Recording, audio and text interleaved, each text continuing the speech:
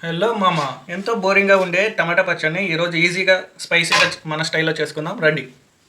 2 tea స్పూన్ల oil వేసుకుందాం. First ముందుగా కోసి పెట్టుకున్న టమాటా ముక్కల్ని దానిలో వేసుకుందాం. వెల్లుల్లిపాయలు కూడా ఇలా టమాటాని 15 మినిట్స్ ఉడకబెట్టుకుందాం. టమాటా పచ్చడి కోసం 2 మిర్చి, ఒక ఉల్లిపాయ, కొంచెం కొత్తిమీర కట్ చేసుకుందాం.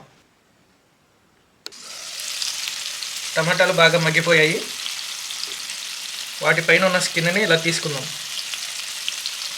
వీటిని బాగా స్మాష్ చేసుకుందాం. ఉల్లిపాయలని యాడ్ చేసుకుందాం.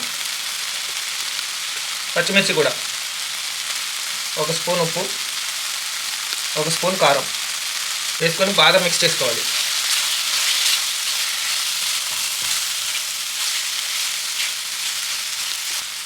మూత పెట్టుకొని 5 నిమిషాలు మగ్గించుకుందాం.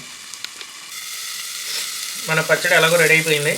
దాని మీద కాస్తంత కొత్తిమీర చల్లుకొని దింపేసుకోవడం.